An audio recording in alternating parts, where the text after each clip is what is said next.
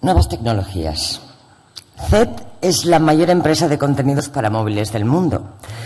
Opera en 65 países nada menos y tiene más de 1000 empleados. Su CEO, copresidente y fundador es Javier Pérez Dolcet, empresario de gran experiencia en el sector, porque además es cofundador de un grupo de empresas creadas por su familia, por ejemplo, Ilion Animation Studios, que es una productora de animación y que han creado la película de animación española más internacional, que tal vez muchos de vosotros hayáis visto, Planet 51. También otra empresa que desarrolla videojuegos y un centro universitario de tecnología y arte digital. Podría seguir. El caso es que, como podéis comprender, quien se va a dirigir a vosotros ahora es una autoridad en las nuevas tecnologías. Os dejo con Javier Pérez Dolcet.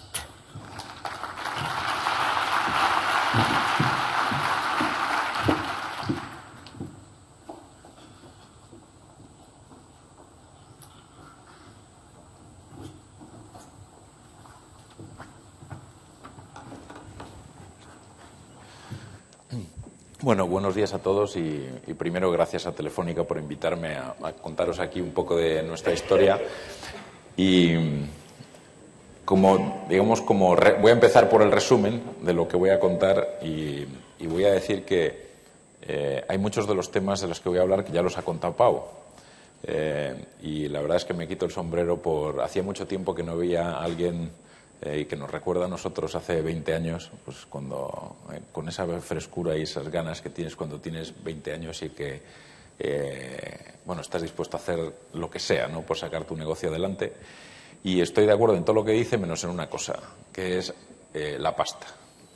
Y qué es lo que cuestan las cosas y si de verdad en estos momentos tenemos el mismo nivel de oportunidades o no. Tenemos muchas más que antes, pero las cosas cuestan dinero. Y voy a empezar por callarme, porque aquí hay un vídeo que nos han puesto, por decir que el mundo que nos toca vivir, afortunadamente, porque es una gran oportunidad, es global. O sea, cuando yo empecé a trabajar hace 21 años, nuestro mercado, y empezamos vendiendo cosas en España. Eso, gracias a Dios, hoy se ha caído y lo que tenemos es meternos en la cabeza es que se pueden producir cosas en España y esas cosas se pueden vender en todo el mundo.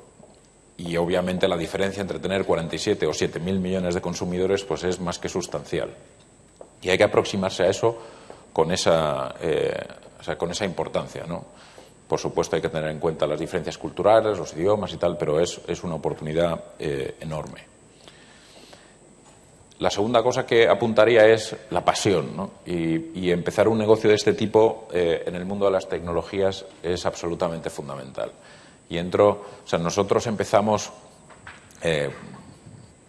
poco menos que, en vaqueros, por supuesto, y en un garaje, literalmente, en el mundo de los videojuegos. Y no creamos y no hemos creado los Sims, pero sí creamos el videojuego más vendido del mundo del año 98, que sigue siendo creo que todavía está en el 7, el 6 o el 7, el videojuego más vendido de la historia, que se llama Commandos. Y lo creamos aquí en España, donde pusimos, por supuesto, todo el dinero que llevábamos ya 4 o 5 años trabajando, le pusimos todo el dinero que habíamos conseguido reunir en esos 4 o 5 años, y todo quiere decir todo.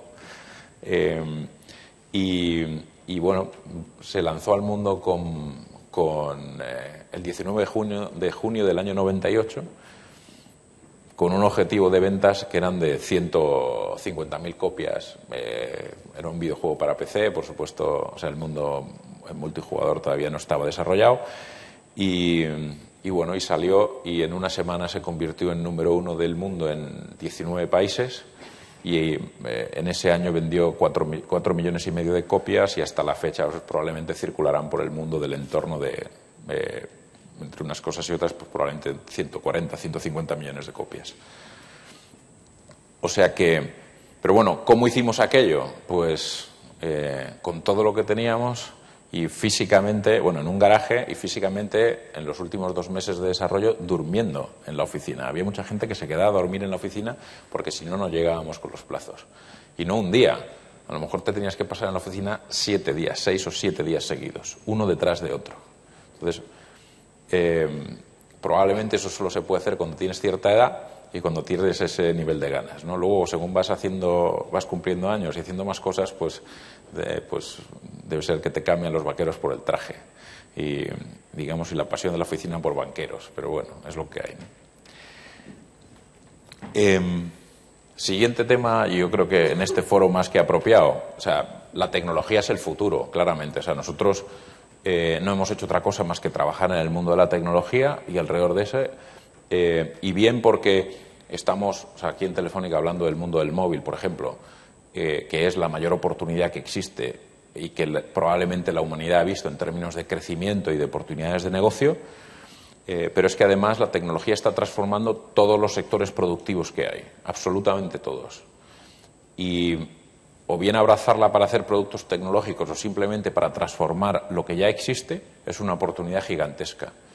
Y también es un riesgo, o sea, el no adaptarse a eso lo que va a hacer es que venga gente de otros países con ese nivel de ambición o mayor y te quite el negocio. Me da igual que sea tecnológico o tradicional, porque desde luego los tradicionales sin tecnología ya se han convertido en mucho menos eficientes, ¿no?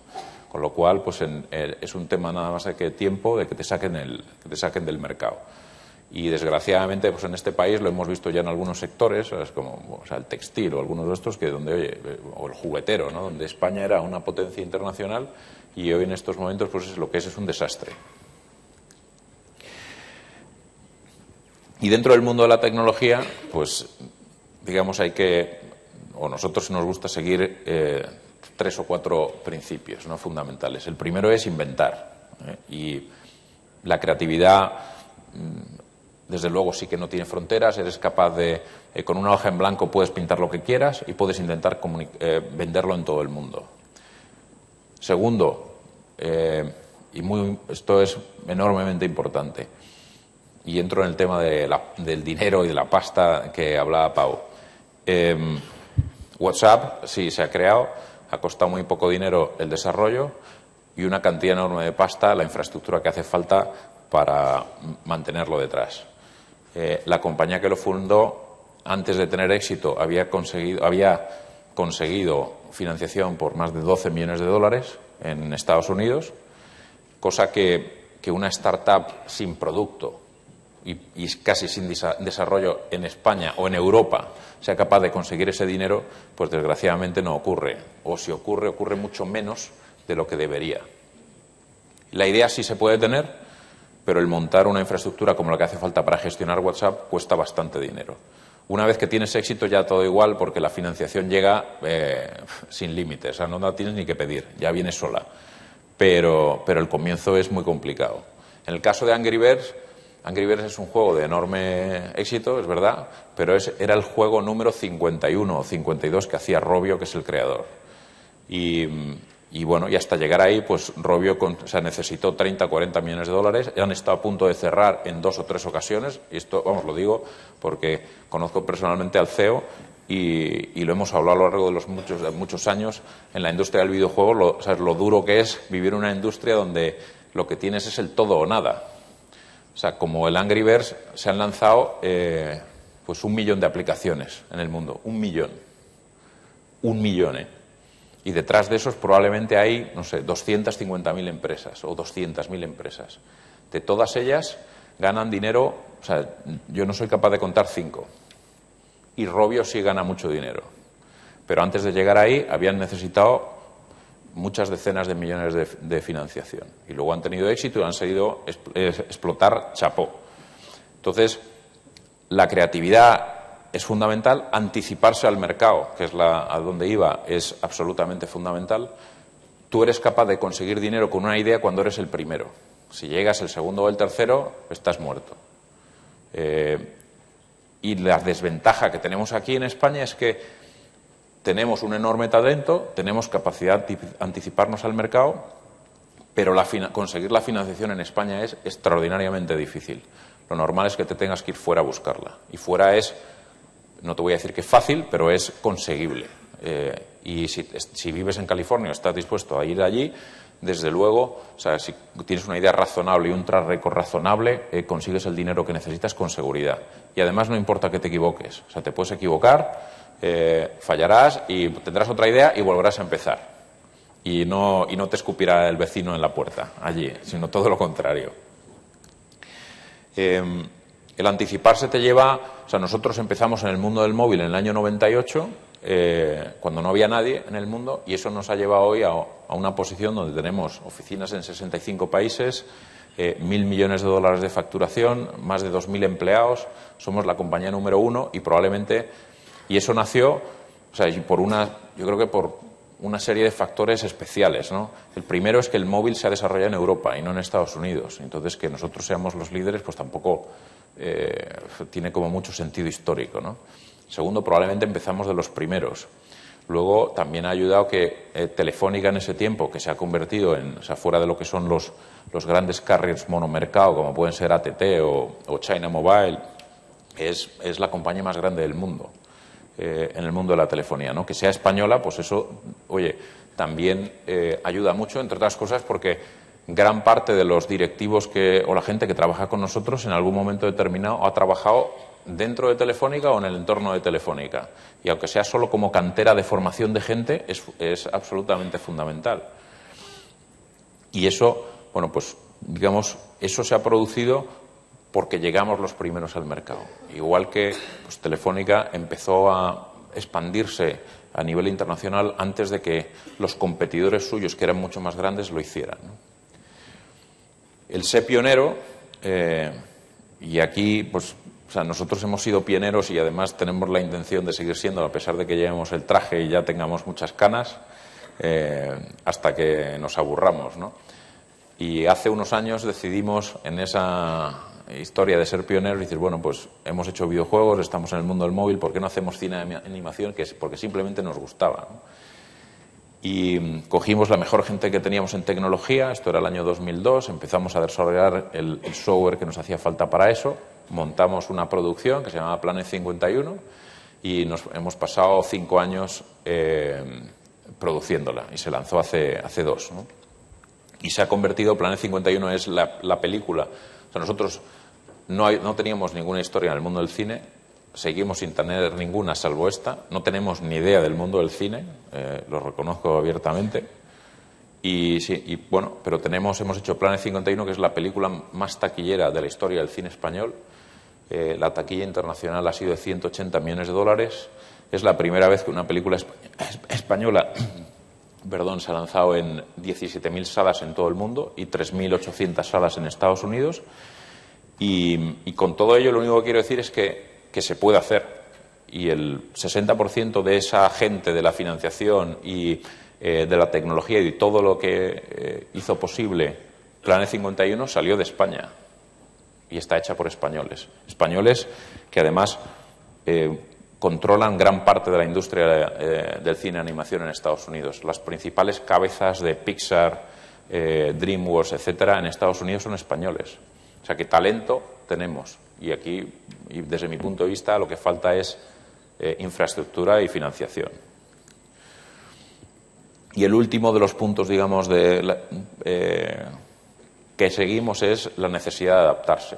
O sea, nosotros hacemos productos y que, bueno, van cambiando, los ciclos tecnológicos van cambiando y tú te puedes coger un videojuego, como cuando empezamos nosotros, donde había lo que hacíamos era producir para un cacharro que seguro que mucha gente aquí ha visto, pero otros seguro que no, que era el Spectrum, y de ahí pasó al PC y luego la PlayStation y luego los móviles y luego Facebook y luego los smartphones, ahora las tabletas, con todo mezclado. Esos ciclos tecnológicos duran 3 o 4 años y tú te tienes que asegurar de que siempre estás en la frontera, digamos, de la tecnología, ¿no? Y ahí sí cada vez que se produce un cambio de ciclo de esos, es muy importante el tema de la financiación. ¿Por qué? Porque entre la bajada de una tecnología y la subida de la siguiente, el siguiente nivel tecnológico siempre está por encima en términos de ingresos del anterior.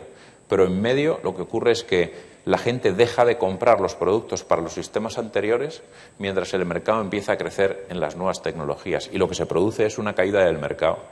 Y luego se vuelve a levantar mucho más, Pero en esa caída del mercado tienes que cambiar la estructura, tienes que producir los nuevos productos, tienes que invertir mucho dinero y ese cambio tienes que ser capaz de soportarlo financieramente, porque durante 18 meses tus ventas van a caer, te pongas como te pongas.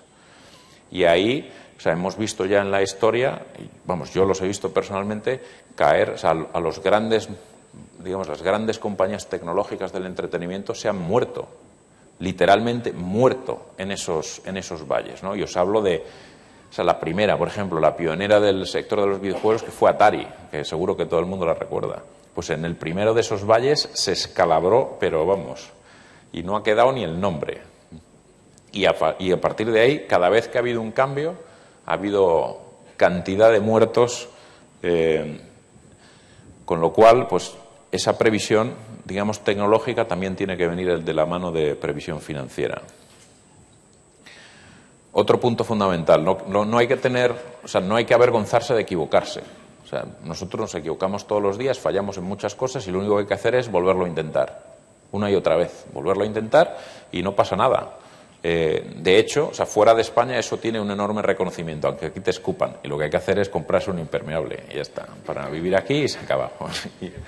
Y olvidarse, ¿no? Y yo creo que el componente fundamental de todo esto de lo que hablamos es, o sea, hablamos de tecnología, pero al final el componente último son las personas. En este país hay enorme talento y lo que hay que hacer es enseñarle. Nosotros llevamos durante muchos años intentando formar gente, creando másters con diferentes universidades a lo largo y ancho de España, intentando generar suficiente gente, aunque sea solo para trabajar para nosotros. Y desgraciadamente siempre hemos ido detrás de nuestra propia demanda de personal o la demanda simplemente del mercado, ¿no?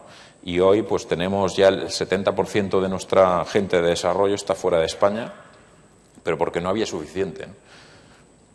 Con lo cual, para solucionar eso, hace 3 años decidimos crear nuestra propia universidad dedicada a formar gente para tecnología, ya no solo para nosotros, sino para todo el mercado, y donde colaboramos con todo el mundo, incluido con Telefónica, ¿no? Y la idea es, o sea, no formar a la gente en una carrera al uso de, o sea, informática, oye, si cogemos un chaval de 18 años hoy, vamos a asegurarnos que antes de que termine la carrera, o sea, que son carreras de 4 años, antes de que termine la carrera dentro de 2 o 3 años, sea capaz de hacer un producto para el iPad 4, no para el 3 que está saliendo ahora, sino para el 4.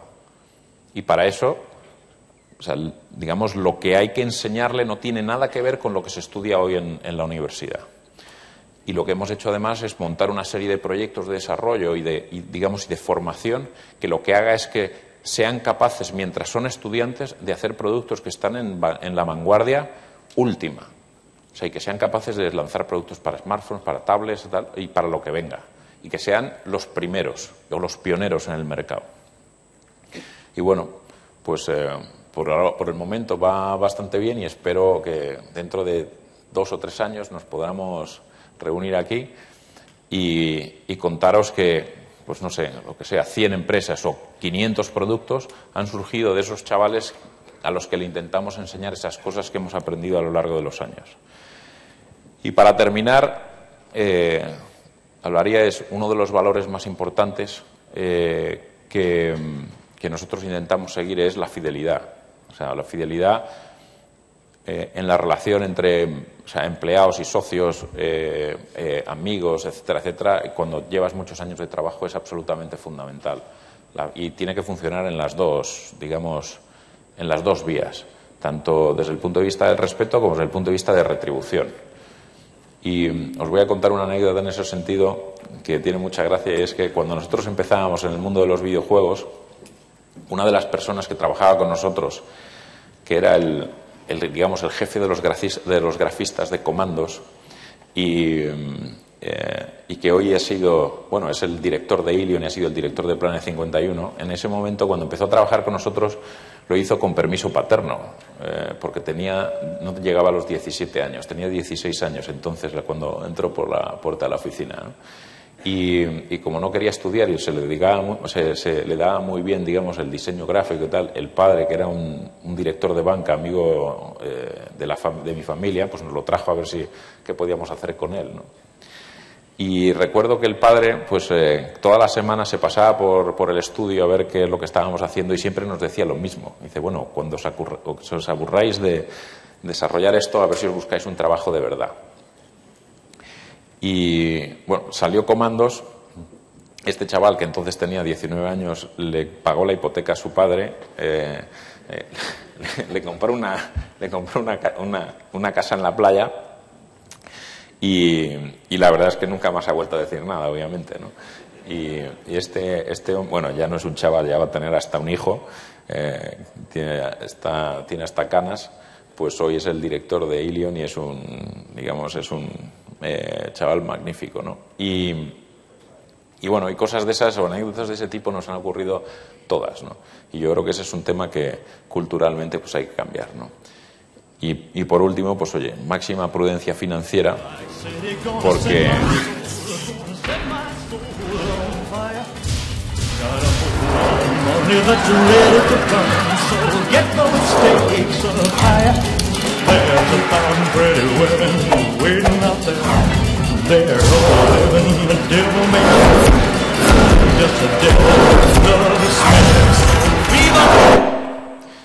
máxima prudencia financiera y máxima ambición porque se puede hacer, ¿no? Y desde luego en lo que a nosotros respecta, pues seguiremos intentando crear cosas cada vez más grandes, como seguimos haciendo y que iremos presentando en los próximos meses. Y muchas gracias a todos por escucharme y hasta la próxima.